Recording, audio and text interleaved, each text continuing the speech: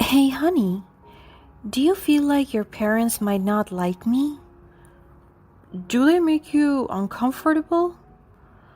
Well, a little. Sorry, I didn't mean to make things complicated. That's okay. I guess I could say that they are complicated. What do you mean? We could end the vacation early and fly back. But this is your parents we're talking about. I want to be able to get along with them. Listen, honey, I didn't spend much time with them as a child. I was abroad for most of my life, and I just feel like they could be too much sometimes. Matt, is there anything you want to tell me? Nothing in particular. Why are you acting so weird? Sweetheart, what are you talking about? Nothing, Mom. We were just heading down for dinner. All right, we're waiting. Let's go. I'll explain later, alright?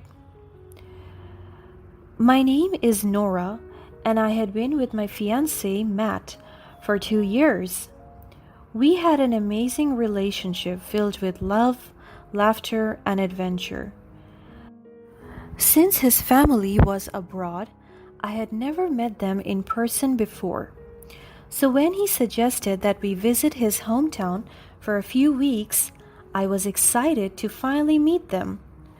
We arrived at Matt's hometown, and I was instantly taken aback by its beauty. The streets were lined with colorful buildings, and the air was filled with the sweet aroma of freshly baked bread. When I arrived, I was surprised to find out that Matt's family was filthy rich. I didn't even know what their occupations were. I just heard that they were businessmen. My fiance didn't want to stay for long, but he never explained why. I tried asking him about it, but he always brushed it off and changed the subject. During the first few days, I kept feeling like Matt's family didn't like me, but I couldn't figure out why. They were always polite, but there was something in their tone that made me feel uneasy. I tried my best to shrug it off and enjoy our time together, but it was hard to ignore. Every time I wanted to talk to Matt about it, something would happen and interrupt us. Hey, honey, do you feel like your parents might not like me? Do they make you feel uncomfortable? Well, a little. Sorry, I didn't mean to make things complicated. That's okay. I guess I could say that they are complicated. What do you mean? We could end the vacation early and fly back. But this is your parents we're talking about. I want to be able to get along with them. Listen, honey, I didn't spend much time with them as a child. I was abroad for most of my life, and I just feel like they could be too much sometimes. Matt, is there anything you want to tell me?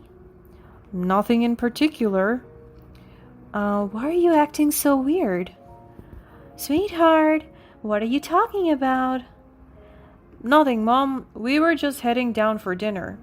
All right, we're waiting. Let's go. I'll explain later, alright? On the third day of our stay, Matt's parents said that they wanted to go on a hiking trip. I was excited to explore the beautiful scenery, but I could tell that Matt was hesitant. I tried to convince him.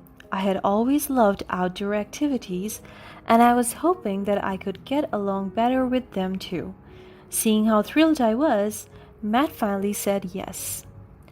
Unexpectedly, just a few hours before our hiking trip, Matt's parents said that there was a business emergency and they needed Matt to stay home and go to a business dinner on their behalf.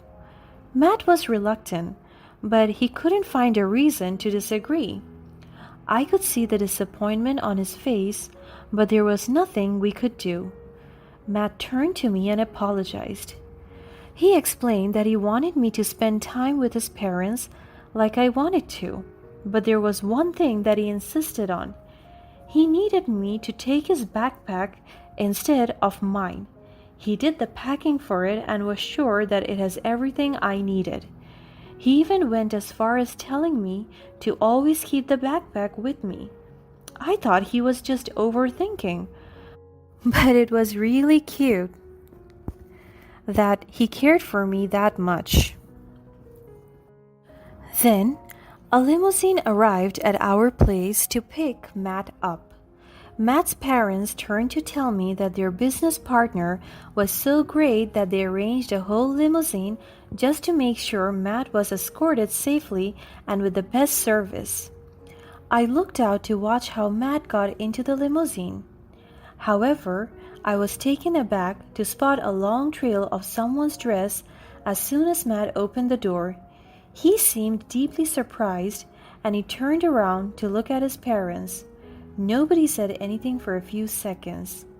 I thought that something was off. Was there a woman dressed up in a beautiful dress in that limousine? I couldn't get a closer look because Matt soon got on and closed the door. Matt's parents gave me a reassuring look, but I couldn't shake off the feeling that something was strange. Luckily, I got a text from Matt as soon as the limousine started moving. "I'll be done with this dinner in 2 hours.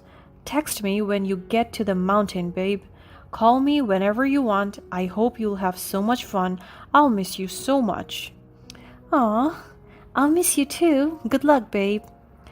I really did have fun on the first day. Matt's parents were much nicer to me for some reason. I thought I was making progress in the relationship with them. We went sightseeing, tried local foods, and even went to a museum. I was happy that we were finally getting along. That night, Matt's dad suggested that we should take the shortcut. I was really hesitant, as something in my gut told me that I shouldn't listen to him. I had heard stories about the dangers of taking shortcuts in unfamiliar places. But Matt's dad was insistent, and I didn't want to seem rude or ungrateful. After all, I was still trying to win them over. So we agreed to take the shortcut. As we walked, I could feel my anxiety growing. The path was narrow and overgrown, and I was worried that we might get lost. Matt's parents, however, seemed to be enjoying the walk. They were chatting and laughing, and I tried my best to keep up. I was so scared as the tension built up in my chest. We never made it to a well-lit and well-marked path that afternoon. Then, when the night came up, we had to camp in the middle of nowhere and use tents to keep ourselves safe. Matt's parents were experienced campers, so they quickly set up the tents while I gathered some firewood. As the night wore on, I started to feel uneasy. Matt's parents were acting strange. They kept whispering to each other and looked around nervously. I tried to ignore it, but I couldn't shake off the feeling that something was wrong. Then Matt's parents gave me some water to drink, but my gut feeling was telling me not to take anything from them. I thought I was being paranoid, but for some reason the anxiety in my chest was at an all-time high. Matt's parents insisted on me drinking it in front of them to make sure I was hydrated. I took a very small sip, but puffed my cheek and used my hands to cover the bottle, pretending that I took a big sip. Then I quickly got back into my tent. I started feeling unwell, as if there was something inside the drinks my in-laws gave me. My head was pounding and my vision was blurry. I felt like I was going to be sick, and I stumbled as I tried to get to my blankets. Suddenly, a thought occurred to me. What if there was something inside that water? Would I die? Would they throw the bottle away and pretend it that never happened? I poured a bit of that drink into an empty bottle and hid it inside my bag, thinking that I might need it as evidence later on. I could feel myself slowly passing out. I thought I was going to die. I tried my best to go through the belongings in my bag, hoping to find something that could help me. There was no service on the mountain, so my phone was useless. Then I found a strange device hidden at the bottom of my bag. I didn't know what it was, and I couldn't have the time to figure anything out. I just saw a red button on it, and without even thinking straight, I took a leap of faith and pressed the button. Then I felt my body light. I knew what was happening. I blacked out completely. When I opened my eyes, I was in a hospital with Matt by my side. I felt like I had just been rescued from the brink of death. Matt, is that you? Oh God, hey there, sleepyhead. You gave me quite a scare. What happened? Why am I in the hospital? Honey, a lot has happened. I just don't want to overwhelm you yet. You passed out in the mountains. Yeah, I do remember that. But don't worry, everything's okay now. You're safe. Thank goodness. And you're okay too?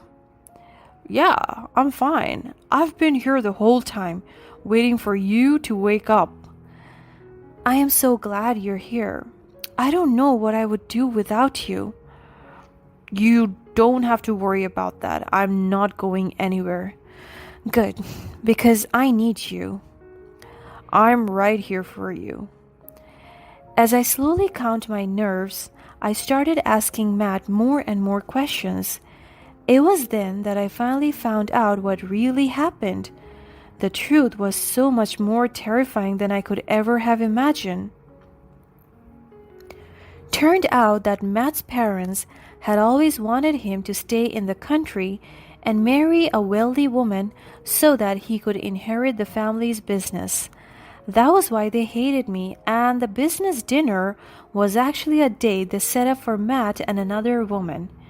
They resented me for stealing him away from them, so much so that they drugged me and planned to leave me alone in the wild. I was supposed to be unconscious or having illusions for the next day or two. I could have lost my life. I felt betrayed and hurt. How could they do this to me? How could they do this to us? What had I done to deserve their hatred?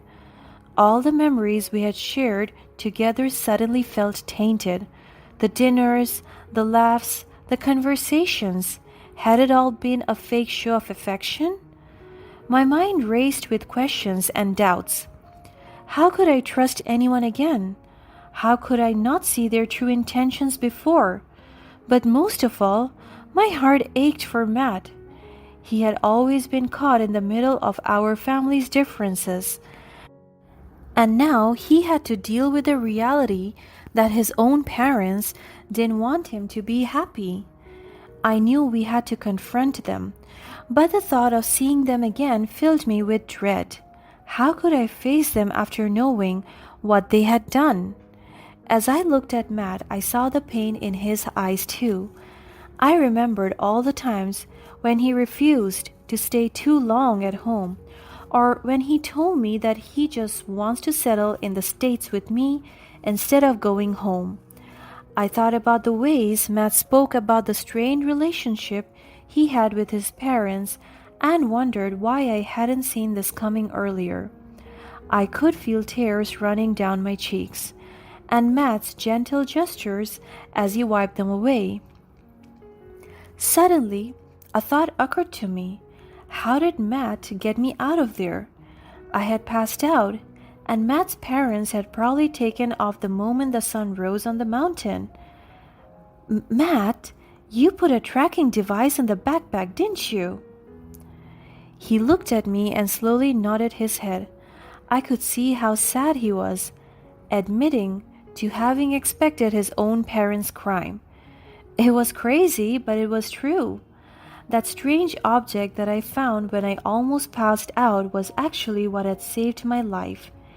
Matt knew his parents enough to attach a tracking device with me, and as soon as he saw that we were heading in a different direction, he alarmed the rescue team.